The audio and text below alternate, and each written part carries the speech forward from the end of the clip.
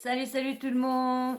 Donc, avant de commencer, hein, comme je répète encore la même chose, mais comme vous regardez pas beaucoup mes vidéos, donc je vous dis tout de suite, si vous n'êtes pas abonné, abonnez-vous, car les nouvelles choses, les bonnes choses vont arriver sur ma chaîne.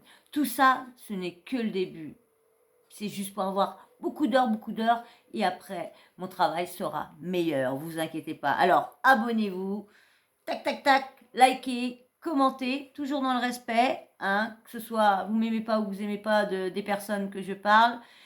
Et la petite cloche de notification, activez-la, n'oubliez pas, comme ça, chaque fois que je poste une vidéo, vous serez au courant. Voilà, pour l'instant, on n'a pas beaucoup qui l'activent, hein, mais bon, voilà. Donc, on va parler, comme il y a en ce moment, il y a beaucoup de scandales, que ce soit sur comment dire, les viols de la télé-réalité supposés, comment dire, les viols entre les anciens présentateurs du journal du journal de TF1, des ministres, des chanteurs. Bon, bah, on savait, celui-là que je vais vous parler, Jean-Luc Lahaye, chanteur, on savait qu'il a déjà eu dans le passé beaucoup d'histoires, parce qu'avec une de 14 ans, mais qu'il avait dit qu'elle était majeure, qu'elle faisait bien son âge. Et là, encore un gros rebondissement, encore agressé, encore une personne qui aurait encore porté plainte, qui aurait agression. Et là, franchement, mais l'affaire est chaude, hein. Je ne sais pas s'ils vont en parler entièrement là, parce que j'ai regardé vite fait là, mais c'est chaud. S'ils racontent vraiment ce qui se passe, c'est vraiment chaud, hein, parce que je vous mets le journaliste qui raconte les faits. Loïc Torino-Gilles là, avec Jean-Luc Lahaye. Qu'est-ce qui se passe? Donc on a appris qu'il avait été interpellé ce matin par les policiers de l'Office central pour la répression des violences aux personnes. Alors si les faits sont avérés, ils sont quand même très graves. Hein, parce qu'elle fait alors il est soupçonné de viol, et agression sexuelle sur mineurs de plus de 15 ans, détention d'images pornographiques et corruption de mineurs. Alors corruption de mineurs, c'est le fait de profiter de la jeunesse et un peu de la naïveté, de l'inexpérience, on va dire, de la victime pour l'initier à un vice, donc là de la dépravation sexuelle, et s'efforcer de l'en rendre un peu esclave. C'est parce qu'elle était fan, visiblement. Ah oui, c'est ça. Elles disent qu'elles étaient sous emprise. Exactement. Alors, ces deux victimes avaient 16 et 17 ans au moment des faits présumés, en 2013 et 2014. Elles disent à l'époque déjà qu'elles étaient sous l'emprise du chanteur et qu'il y avait eu rapport sexuel et des sexcams, c'est-à-dire il leur aurait demandé de se déshabiller en vidéo. Alors, elles avaient déjà porté plainte à l'époque. Et ce qui est un peu bizarre, c'est qu'elles avaient fait machine arrière et elles s'étaient rétractées. D'accord. Donc début 2021, donc là, tout récemment, elles ont redéposé plainte. Elles disent qu'elles ont eu une prise de conscience, finalement, qu'elles n'avaient pas dénoncé le viol à l'époque, mais qu'elles ont réalisé finalement que ce qui leur était arrivé n'était peut-être pas tout à fait normal. On parle toujours au conditionnel. Donc depuis quelques mois, il y a une enquête préliminaire. Alors c'est-à-dire que la police a pu enquêter, autorisée par le procureur. Et là aujourd'hui, il a été placé en garde à vue. Donc il s'enquête depuis quelques temps. Et alors, il a été placé en garde à vue. Juste, l'histoire, c'est pourquoi sa fille est mise en garde à vue avec lui. C'est la question que tout le monde se pose. Alors, alors elle a quel âge, sa fille? Alors, sa fille a 36 ans, si je ne dis pas de bêtises.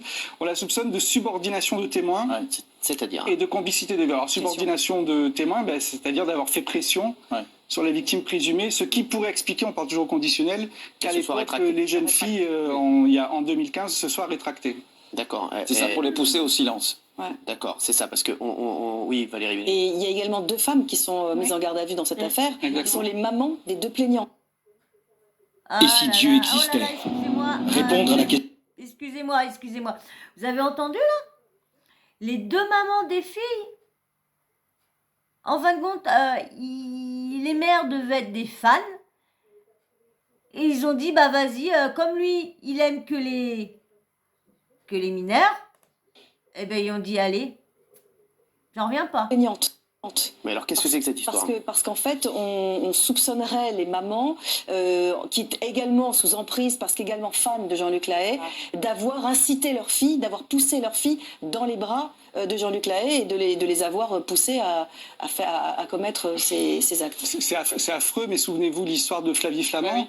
Avec David c'est quand même sa maman qui l'avait jeté dans la gueule du loup. Donc malheureusement, ce genre de comportement, il existe même avec ses propres enfants.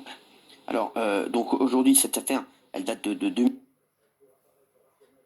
Non mais ça bug, hein, vous inquiétez pas, ça bug. Ouais, Il est vieux mon pourquoi elle PC. ressort que maintenant? Elle ressort que maintenant parce que justement les deux jeunes filles ont redéposé plainte, donc la police a fait une enquête. Alors on peut imaginer qu'il y a dû y avoir des écoutes téléphoniques, de la surveillance, quelque chose de classique, parce que si c'était début janvier, ça aura pris quand même 8-9 mois avant qu'on décide de placer ces 4 personnes en garde à vue. Il faut savoir que Jean-Luc avait été déjà condamné pour cette affaire. Alors il avait été condamné à l'époque pour corruption de mineurs à 1 an de prison avec sursis, pour la plus jeune des victimes. Et on lui reprochait, oui, pour une seule des victimes. Et je me rappelle que son manager avait dit dans Le Parisien qu'il avait eu très peur d'aller en prison et qu'il s'était calmé. Oui. Dans les affaires de viol pour mineurs, bon, présomption d'innocence, je le rappelle avant, dans les affaires de viol, toujours, de viol pour mineurs, de plus de 15 ans, ce qui est le cas, vous risquez 15 ans de prison. Et tout ce qui est l'emprise, l'influence que vous exercez sur des mineurs qui peuvent vous vénérer sont des circonstances aggravantes. D'accord. Donc là, c'est vrai qu'il y avait eu cette première condamnation pour corruption. Là, les enquêteurs qui travaillent depuis plusieurs mois veulent examiner d'abord s'il y a une organisation familiale de Jean-Luc Lahaye et de sa fille, effectivement, pour empêcher ces jeunes filles d'aller au bout de leur plainte, et de voir si, à l'époque et encore aujourd'hui, il y a une quelconque influence qu'il exercerait sur ces 2 jeunes filles, jeunes femmes. Et ça pourrait être des circonstances très, très aggravantes. D'accord. Alors, Valérie, je sais que vous avez eu aussi des infos non, mais voilà, sur l'affaire. Voilà. C'est vrai qu'aujourd'hui, c'est vrai qu'on a appris ça encore. Aujourd'hui, on rappelle aussi qu'il y a vraiment une présomption d'innocence aussi là-dessus. Les jeunes filles, elles ont quel âge maintenant? Alors, elles avaient 16 et 17 ans au moment des faits, donc c'était en 2013. Ouais, donc, bon, bah, voilà, elles ont une vingtaine d'années. Une vingtaine d'années. C'est chiant quand même en ce moment ce qui se passe avec les personnes de la télé-réalité, t'as les personnes de comment dire, les personnes de les ministres. Il n'y a pas que la télé-réalité, la preuve. Mais là en ce moment entre PPDA, il y a Nicolas Hulot, il y a Harry Habitant, bon, tous présumés innocents, hein, ils ne sont pas condamnés pour l'instant. Il y a, voilà, les affaires sont en train de se poursuivre, donc pour l'instant. Alors, donc là, je crois qu'il y a encore un truc. Je crois que c'est tout au début, je crois, quand ou qu'ils ont des nouvelles de Lahaye, de Jean-Luc Lahaye.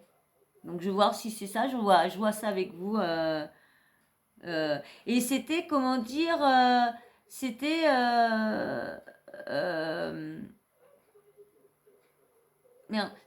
comment dire, Gilles Verdez qui avait vu un truc. Bah, je vais regarder ça.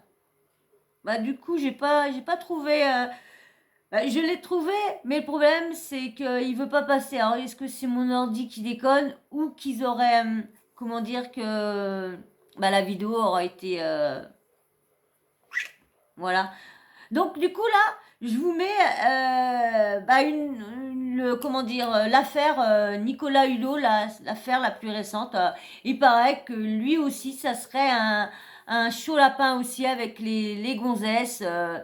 Et tout le monde dit c'est normal, c'est comment dire, un charmeur, un dragueur. Non, mais attends, charmeur ou dragueur, t'as pas à forcer les filles, hein, je suis désolée. Hein. Allez, je vous mets avec c'est les filles. Depuis 2018, le journaliste et ancien ministre de l'écologie Nicolas Hulot est visé par une plainte d'agression sexuelle. Nicolas Hulot se dit visé par des accusations de viol et d'agression sexuelle. Une plainte qui remonterait en réalité à des faits qui se seraient passés en 1992. Un mouvement féministe avait alors perturbé une conférence de presse qu'il donnait en septembre dernier pour accuser Nicolas Hulot. Ça a été jugé par la justice a parlé. Ce soir, un reportage exclusif d'Envoyé spécial est diffusé sur France 2. Une enquête choc qui révélerait les témoignages de 5 nouvelles victimes. Ce soir, enquête sur Nicolas Hulot. Des femmes accusent. Face à la sortie de ce reportage, Nicolas Hulot a décidé de s'exprimer hier matin sur le plateau de Bruce Toussaint. Ni de près ni de loin, je n'ai commis ces actes. Ces affirmations sont purement mensongères. Au cours de l'interview, il dément fermement les accusations sans même en connaître le contenu. Ce sont des accusations, pour le moment, sans nom et dont j'ignore tout. Alors, affaire de viol, Nicolas Hulot a-t-il bien fait de s'exprimer avant les révélations ? Merci Fatima Benouar d'être avec nous, merci d'être là. Fatima qui vient souvent nous voir, chroniqueuse sur RMC et féministe bien entendu, et vous êtes chez Stella Denis aussi. C'est vrai que BFM a donné la parole à Nicolas Hulot. On va voir les premiers extraits de cette interview. C'était à 11h03. 11h03, on vous a fait tout un déroulé de l'interview. Donc 11h03, il est innocent mais il ne peut pas dormir tranquille, c'est ce que dit Nicolas Hulot. Regardez. J'ai appris par cette émission d'investigation que, à l'issue, selon leurs propres mots, d'une enquête de 4 ans, ils auraient obtenu, je dirais peut-être même arraché, des témoignages qui me mettent gravement en cause. Et l'expérience que je vais livrer aujourd'hui montre que dans le monde dans lequel on vit, être innocent ne permet plus de dormir tranquille. Alors, Fatima, quand vous voyez ce premier extrait, vous réagissez comment ? Nous, on a été en contact plutôt avec des femmes qui n'arrivaient pas à dormir tranquille depuis des années.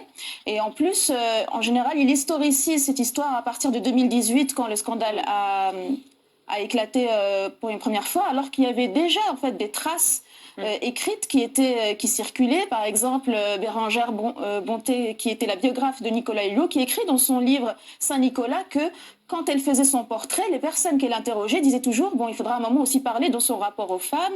Et il parlait de ses jeunes stagiaires, ses collaboratrices, des personnes qui n'avaient pas beaucoup de pouvoir autour de lui, qui se plaignaient de son comportement. Et elle raconte en 2018 en conférence que quand elle avait interviewé donc... Vous avez vu, excusez-moi de couper, vous avez vu, à chaque fois que c'est une personne publique ou une personne qui est publique, qui a les moyens et tout ça, il va toujours s'attaquer à la petite stagiaire ou la petite nouvelle ou celle qu'on va pas croire, mais c'est grave, mais ça devient hallucinant. Toi, je vous disais que je savais pas trop quoi, en fin de compte... franchement, je suis dégoûtée. Je viens de me rappeler des filles qui ont témoigné. Et franchement, il y en a une... un patron d'agence où il y avait une jeune photographe stagiaire inexpérimentée dont Hulot, selon ce témoignage, voulait absolument qu'elle vienne. Ils étaient venus ici. Voilà. C'est Jean-Michel Apathy qui nous l'avait raconté aussi ici. Voilà, Jean-Michel Apathy, par ailleurs, c'est l'un des journalistes les plus exemplaires sur cette histoire, qui vraiment disait, on parle d'un crime, même s'il n'y a eu qu'un seul viol, on ne peut pas balayer cette histoire du revers de la main, comme ça a été fait en 2018. Et c'est vrai que dans cette émission, il dit, mais pourquoi elle parle après la prescription ? Alors, il nie les faits à 11h06, regardez. Non, mais je veux dire, et sans effet de manche, sans formule... sans éléments de langage et sans fioriture. Ni de près ni de loin.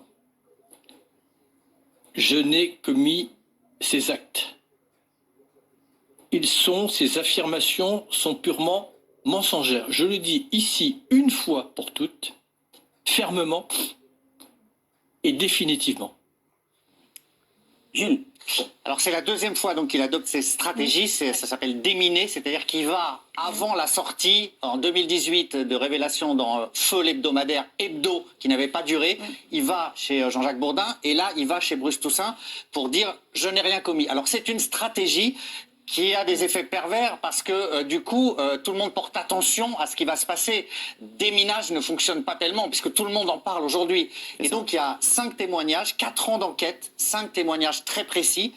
Alors, il n'y a pas d'affaire judiciaire à notre connaissance. On a enquêté, il y a une plainte en 2008 contre lui, c'est tout. Mais là, il ne s'agit pas de ça. Ce sont des témoignages pour des faits prescrits. Mais c'est vrai que ça va faire grand bruit ce soir. Alors. Oui. En même temps, il n'avait pas énormément le choix parce que Élise Lucet l'appelait en direct avant-hier en lui disant « voilà, venez témoigner ». Et il a dit effectivement « qu'est-ce qu'il y a dedans l'émission ?» Elle dit « ça, je ne peux pas vous le dire ». Il a dit « si je ne peux pas vous le dire », il a appelé Delphine Ernotte en disant attention, vous savez ce que vous risquez, j'espère que voilà, vaguement, un peu menaçant ce que je peux comprendre. Et donc du coup, il a choisi, c'est lui-même qui s'est présenté, qui a décidé de parler. Donc évidemment, tout le monde l'aurait accueilli pour le faire. Mais alors, est-ce qu'il n'avait pas trop le choix de parler? En revanche, il a été maladroit dans sa communication, ça c'est clair, le direct. Non, mais je trouve ça quand même assez choquant parce qu'en déniant quelque part, il confisque la parole des présumées victimes. Et quelque part, dès le départ, il y traite de menteuse. Donc quelque part, on va regarder ce reportage en disant bon, elles ont menti finalement à la lumière de ce qu'a dit Nicolas Hulot. Et je trouve que c'est un tout petit peu déplacé. Finalement, il aurait dû. L'émission est en direct, hein. C'est ce soir, d'accord. Ouais. Fatima, vous, est-ce que vous aviez déjà eu vent de comportements déplacés de la part de Nicolas Hulot ou pas du tout? Oui, le livre dont je parle, il a été publié en 2010 et effectivement, quand j'étais reçue dans les médias en 2018, il faut déjà savoir qu'il y avait une petite ambiance qui était vraiment en solidarité plutôt avec Nicolas Hulot. Je me suis retrouvée à un moment sur BFM avec un journaliste qui me dit « Je suis choquée par ce que dit Fatima Benaba parce que pour moi, il n'y a pas d'affaire Hulot. » C'est-à-dire que ce n'était même pas possible que ce soit en discussion. Et puis quand il dit oui, mais pourquoi elles ont attendu pour parler ?» C'est une féministe, hein, c'est Fatima Benomar, militante féministe. Déjà parce que là, il y a un instant un peu plus favorable à la parole, on est en plein MeToo politique, et puis ces femmes, elles ont eu peur pendant longtemps parce qu'il y avait des antécédents. Par exemple, quand on s'attaque à des hommes puissants, Tristan Banon, quand elle avait essayé de faire son témoignage contre DSK, elles s'en étaient pris plein la gueule. Et puis quand ces femmes avaient commencé à se dire « Tiens, on va parler de Nicolas Hulot », tout le gouvernement, parce que maintenant, Mme Morano, elle prend un petit peu ses distances, maintenant que Nicolas Hulot n'est plus au gouvernement, mais à l'époque, on avait le président de la République, Emmanuel Macron, qui dit à Nicolas, il faut que tu tiennes contre ces accusations. On avait eu Madame Schiappa, quand même, qui était la ministre droit des femmes. Elle a réagi, Marlène Schiappa, aujourd'hui. Voilà, mais elle avait réagi bien autrement en disant que c'était une manipulation politique. Elle a réagi de manière assez virulente, ainsi que Madame Moreno, Elisabeth. Bref, tout le gouvernement avait fait bloc. Et imaginez ces victimes qui voient le président, leur premier ministre, leur ministre droit des femmes, même pas dire on ne se positionne pas, les faire mentir ces femmes-là en disant mais non, c'est un homme charmant, etc. On le croit et tout. Donc, c'est pour ça qu'il a fallu ces 4 années d'investigation et je suis heureuse que ce soit un journal de qualité, quand même, comme envoyé spécial, qui a fait une enquête sérieuse, qui a pris son temps et qui a attendu le rythme des victimes. Parce que ce qu'on aurait pu reprocher à Hebdo, c'est qu'il voulait aller plus vite que les victimes. Ça, c'est très frustrant quand on est des militantes, on a des témoignages, on ne peut pas les sortir. Parce que c'est d'une énorme violence de sortir la parole de ces femmes avant qu'elles soient prêtes. Et là, maintenant, c'est le moment. Et donc, aujourd'hui, on va pouvoir entendre leur parole. Alors, Nicolas Hulot, regardez ce qu'il dit sur ces femmes qui l'accusent. Pourquoi ces femmes prennent-elles la parole pour vous accuser? Mais posez-leur la question, je n'en sais rien. Je ne sais même pas. 5 femmes. Bruce Toussaint, je ne sais même pas de qui il s'agit. Je ne sais même pas. Mais comment l'expliquez-vous? Mais je ne l'explique pas. Est-ce que vous avez eu, dans le passé, durant votre vie, un comportement, en général, avec les femmes, qui peut aujourd'hui susciter ces plaintes ou ces accusations? Ni de près, ni de loin. Ni de près, ni de loin.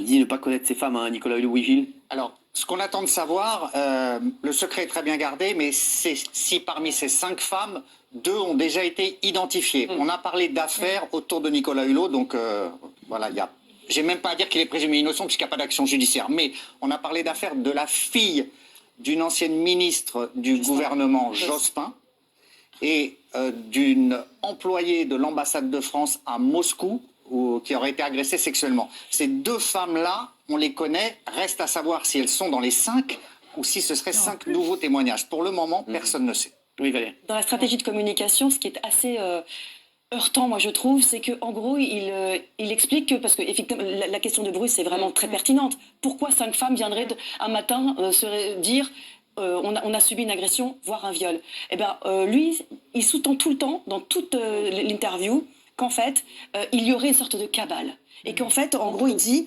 celles qui sont à la manœuvre. Sous-entendu, derrière ces 5 femmes se cacherait un groupuscule de femmes qui, voilà, ou une manœuvre politique, ou quelque chose qui vient tendrait. Et je trouve que ça discrédite. C'est terrible, quoi. Regardez ce que lui dit Bruce Toussaint. Il lui rappelle qu'il est connu comme un don Juan. Regarde. Vous savez ce qu'on dit de vous, Nicolas Hulot? Pardonnez-moi de vous le dire comme ça aussi brutalement. un Don Juan, un homme à femme. Ah ben Don Juan. Un homme qui multiplie les conquêtes. Alors, je laisse à l'appréciation de ceux qui... Ça fait partie des rumeurs sur lesquelles on a construit évidemment une histoire, un personnage. Alors, charmeur, séducteur, Don Juan, dragueur, harceleur, violeur. Et pourquoi pas, hein? Et pourquoi pas? Et pourquoi pas? Où sont les preuves? Voilà, toujours les preuves. Où sont les preuves? Moi, je suis désolé, je suis personne pour juger l'affaire, je ne suis pas juge, mais je trouve que la stratégie de communication de Nicolas Hulot, elle est bonne. À l'heure où on se fait accuser publiquement dans le tribunal médiatique, on a le droit de se défendre. Pour qui, hein? Non mais je suis pas là pour juger. Pour lui, elle est bonne. Bah lui, il a intérêt à se défendre évidemment. Donc, quand on se fait accuser publiquement, on doit aussi pouvoir se défendre publiquement. Et ce timing, je le comprends aussi, parce qu'en fait, soit il parle jamais pour pas trop qu'on parle des accusations et aussi pour laisser la justice faire son travail. Soit il s'exprime tout de suite, ou voire avant les accusations, il anticipe les accusations, pas pour les décrédibiliser, mais pour dire voilà, je suis au courant de ce qui va sortir, et ça ne va pas me tomber dessus. Mais non, il est pas au courant, Il justement. y a Marlène Schiappa qui m'appelle en direct Il n'est pas au courant. dans l'émission, donc elle va certainement... C'est ce qu'il dit. bonsoir Marlène Schiappa, bonsoir. Oui, bonsoir Cyril. Ah oui, vous allez bien? Oui, ça va et vous? Ça va très bien. Alors, vous savez qu'on est en émission, je sais que vous saviez qu'on allait traiter du sujet Nicolas Hulot ce soir. On est avec Fatima Benomar également, qui vient de parler de vous en plus. Et en plus, vous voyez, elle vient de parler de vous, vous appelez. Voilà. J'espère qu'elle va parler de quelqu'un d'autre. $1 million. Ouais, voilà, oui, j'espère. Oui, merci. Marlène Schiappa, c'est vrai que, est-ce que vous voulez, c'est vrai qu'aujourd'hui, Nicolas Hulot faisait partie du gouvernement, et Fatima disait, c'est vrai que vous aviez réagi à un moment quand il était, peu réagi quand il était dans le gouvernement, et aujourd'hui vous avez réagi de façon assez virulente sur les accusations qui portaient sur lui. Non, ma réaction, elle est toujours la même, dans un sens comme dans un autre. Moi, je vais vous dire plusieurs choses. D'abord, je veux avoir bien sûr une pensée pour toutes les femmes qui, au cours de leur vie, ont été victimes de viols, de violences sexuelles, de harcèlement sexuel. Parce qu'à chaque fois qu'on parle de ces sujets, ça peut être des traumatismes qui remontent et c'est important de le dire. Ensuite, deux choses. Première chose que j'avais dit à l'époque, c'est qu'à l'époque, vous aviez une femme qui a dit aux journalistes, moi, je ne veux pas parler publiquement du viol que je dis avoir vécu, que j'ai vécu. Je ne veux pas qu'on en parle, je ne veux pas qu'il y ait d'articles qui donnent mon nom publiquement. Et pourtant, un journal a décidé, contre son gré, de parler c'est ce qu'a dit Fatima. De parler de la plainte qu'elle avait déposée. C'est exactement ce que vient de dire Fatima il y a un instant. Voilà. Je suis tout à fait d'accord avec elle. Moi, ça me choque. Je suis pour respecter la parole des femmes quand elles veulent parler de ce qu'elles ont vécu, mais aussi quand elles ne veulent pas en parler. Et c'est le sens de ce que j'avais dit à l'époque et de ce que je dis aujourd'hui. Maintenant, je dis une deuxième chose. Ce que je dis, c'est qu'on va voir ce soir quels sont les éléments qui sont partagés publiquement dans ce reportage. Moi, je pense que s'il y a connaissance de crime, le viol est un crime, il faut que la justice s'en saisisse. Et ça, c'est aussi ce que j'ai toujours dit. Ce que j'ai toujours dit, c'est qu'il est fondamental que les femmes parlent et qu'enfin on les écoute, qu'il y ait une libération de l'écoute. Il est aussi fondamental qu'on ne se transforme pas tous en un tribunal à ciel ouvert permanent et géant. Ça, c'est ce qu'on la dit. justice, elle se rend dans les tribunaux. C'est ce qu'on et dit donc souvent je crois ici. que c'est important, exactement, je crois que c'est important, si on a connaissance de viol, de les signaler et que la justice puisse se rendre dans un tribunal. Marlène Schiappa, vous étiez au gouvernement avec Nicolas Hulot. Est-ce que vous avez eu de ses nouvelles depuis? Est-ce que vous avez échangé avec lui ou pas du tout? Pas du tout, jamais, à aucune occasion. On n'était pas proches au gouvernement, mais voilà, j'ai vu la télévision comme chacun, mais D'accord, mais vous n'avez plus de contact avec lui. Voilà, vous n'étiez pas du tout en contact avec lui. Fatima, vous avez une question pour Marlène Schiappa? Oui, je trouve que c'est un petit peu évasif comme... Le problème, c'est qu'on met souvent la parole en doute des femmes qui ont été victimes, c'est parce qu'il y en a beaucoup qui racontent des sornettes exprès. Des fois, il y en a beaucoup qui sont en instance de divorce. Mais ils racontent ça pour ou soit qu'ils racontent que leur mari est pédophile ou quoi que ce soit pour la garde des enfants. Et il y a beaucoup de ça aussi. Il y en a eu beaucoup de personnes aussi qui ont raconté tellement des cracks que du coup il y en a beaucoup qui mettent la parole. Mais même que c'est des cracks, au début, faut pas la mettre. Faut une fois que c'est démonté, ok. Mais tant que c'est pas démonté, je vois pas pourquoi, je vois pas pourquoi on croirait pas en la personne. Tant que la personne, il y a pas de démenti, qu'on voit qu'il y a pas de preuve que c'est faux et qu'il y a que au contraire faut croire jusqu'au bout en la victime. que ce soit faux. Après, si c'est faux, bah là, on en a. Mais il faut toujours comme ça...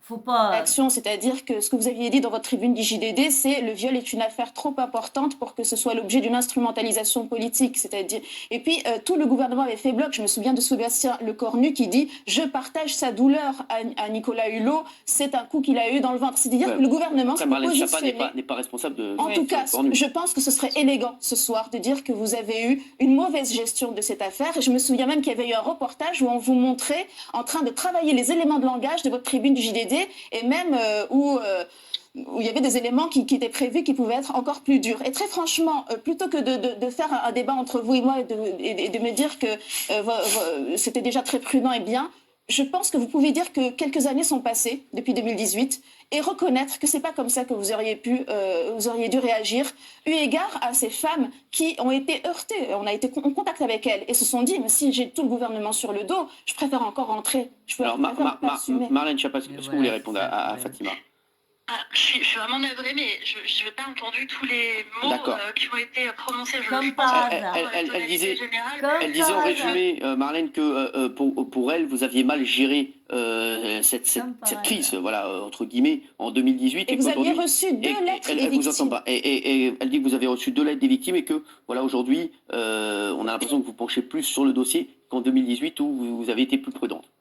Qu'on a reçu des lettres de victimes. Oui, 2 des victimes ont écrit à l'Élysée. Je sais que non, mais à l'Élysée, c'est pas Marlène Schiappa. Elle est pas. Oui, mais ça avait créé du remous et ça avait créé une discussion entre les ministres. Voilà. Alors, moi, ce que je veux vous dire, c'est que ça m'arrive très régulièrement de recevoir des lettres et même ça avait fait un vrai remous. Des tweets, des mails, etc. de victimes. Et j'ai une organisation très stricte avec l'ensemble de mon cabinet pour justement qu'il n'y en ait aucune qui reste sans réponse. Dès que j'ai une lettre et on porte à ma connaissance des viols, des violences sexuelles, des violences conjugales, je fais saisir la police et la gendarmerie pour qu'il puisse y avoir une plainte et que les femmes puissent être protégées. Je le fais systématiquement, quelle que soit l'identité de la personne mise en cause. C'est arrivé qu'on mette en cause des personnes connues, des personnes du monde politique. Je réoriente vers la police et la gendarmerie pour qu'une plainte puisse être déposée. Et c'est le sens de tout le travail que je mène au ministère de l'Intérieur. Et si vous me permettez, je veux dire que s'il y a des femmes qui vous écoutent, Cyril, ce soir, et qui se disent qu'elles se reconnaissent et qu'elles ont vécu des choses comme ça, elles peuvent soit déposer plainte, soit saisir la plateforme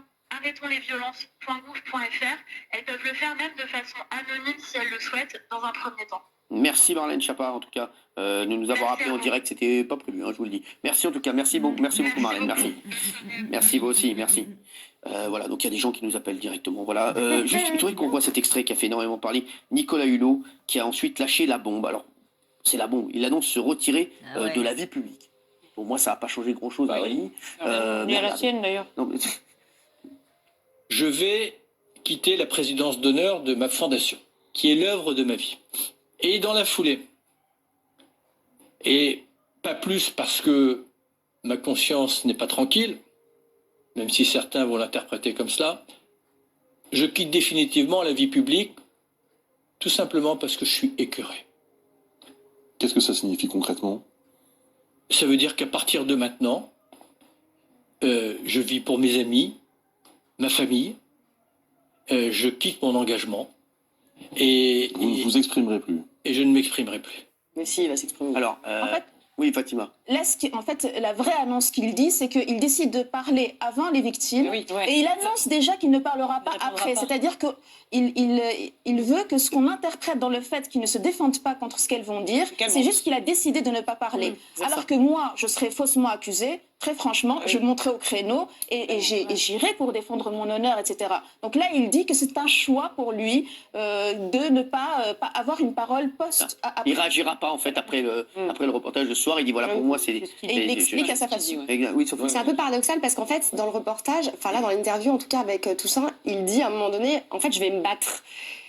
Et il explique qu'il n'a pas eu le temps finalement d'organiser sa défense parce que d'une part il ne sait pas exactement les tenants et les aboutissants, mais quand il lui pose des questions en rentrant un peu plus dedans, on a l'impression que finalement il connaît les accusations et il connaît les victimes en fait dont on parle. Donc c'est un peu étrange son positionnement. Alors, et moi je suis certaine qu'il va s'exprimer. On va clôturer avec un dernier extrait. C'est celui-là qui a fait énormément parler. Il s'est défendu en disant qu'il avait un physique. Voilà. Il a avantageux. Exactement. Je sais que j'ai un physique très ingrat. Et que donc, Juste ça pour seule la dédouaner dans contrainte ma me tente. permet de vivre des histoires d'amour. Voilà.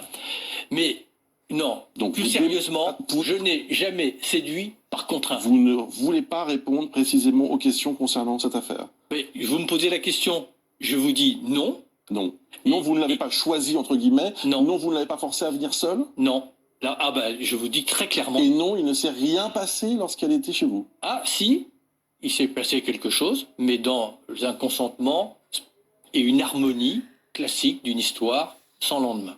Alors moi, pardon. Vrai hein. ou pas vrai, mais cet humour est obscène à ce moment-là. Je trouve, franchement. C'est technique de Mais c'est diversion surtout en fait. faux. Pardonnez-moi, c'est surtout faux parce qu'il a vécu avec une jeune femme qui était la marraine de mon fils. Donc je les ai beaucoup vus à une époque et c'était un séducteur. Et il plaisait aux filles et le pouvoir venant. Oui, mais là, des mais là, jeunes il a filles. fait Non mais quand il est ironiquement. sous la contrainte, mais c'est une très mauvaise Mais boutade, séducteur, la c'est pas pire prédateur, phrase. Isabelle. Hein Séducteur, c'est pas prédateur. Mais est-ce que j'ai dit prédateur? Non, mais lui, donc, c'est il faux. entend Non, mais comme lui, ça, il dit, y a désastreux. un trait d'esprit à ce comme moment-là. phrase. Merci, oui. C'est- Non, mais merci.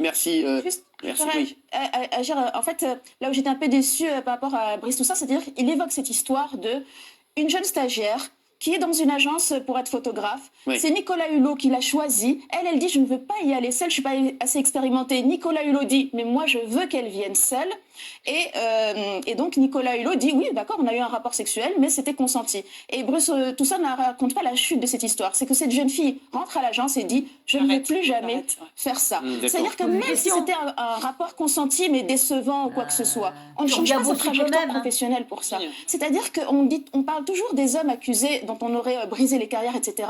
Mais dans l'invisibilité, il y a des milliers de femmes qui changent leur trajectoire de vie, leur projet de vie suite à des violences sexuelles et en se disant qu'elles n'ont pas la force ni le rapport de force pour lutter contre ça. Bien sûr. Et donc, il aurait fallu quand même raconter cette chute en se disant que suite à ce reportage, eh ben, cette femme a décidé que plus jamais elle travaillerait en agence en tant que photographe. Oui, mais Et voilà. Mais c'est vrai, hein, comme il y en a, c'est vrai que ce qu'elle dit là, c'est vrai, hein, il y en a beaucoup qui disent que ouais, l'autre il a perdu sa carrière et tout ça. Mais les femmes qui reviennent pas bosser, et là, comme la meuf, elle avait dit qu'elle voulait pas y aller, et en plus, après, quand elle arrive, elle revient après l'entretien avec lui, qu'elle finit, qu'elle ne veut plus travailler, elle veut plus faire ce métier-là. Quand même à se poser des questions, surtout qu'en plus qu'ils disent bien qu'il y avait des petites rumeurs à droite à gauche, il y en a bien qui disaient attention à ça. J'ai remarqué même comme pour PPDA, il y a pareil, hein, il disait faites attention, ouais Nini il est un peu trop chaud avec les filles, Nini nana. C'est quand même, non mais si j'arrive à vous retrouver des extraits des filles qui se sont fait agresser au moment du reportage qui a eu l'autre jour. Si j'arrive à retrouver, je vous ferai une petite vidéo avec ça. Bon, si ça vous intéresse, hein, parce que si ça vous intéresse pas, dites-moi-le, si vous allez jusqu'à la fin, parce que si vous arrivez là, c'est que vous m'avez regardé jusqu'à la fin, vous avez écouté jusqu'à la fin. Eh ben, je vous remercie. Et en plus, comme je vous disais, ceux qui sont habitués, mettez un petit smiley à chaque vidéo que vous avez vue, comme ça je vois qui me suit. J'ai oublié de le dire dans ma vidéo précédente, mais mettez un petit smiley. Je le dis pas au début parce que comme ça, ben, s'il n'y a pas de smiley, comme là je vois aucun smiley, ben, je vois qu'il n'y a que 2-3 smileys, et ben, je vois qu'il y a 2-3 personnes qui suivent et du coup bah, c'est comme ça. Là je me rends bien compte que comme là le hater qui m'a sorti comme ça personne te lit espèce d'idiote, bah la preuve qu'il y en a un qui m'a dit que j'étais perché, tout ça fallait que j'arrête, bah je pense.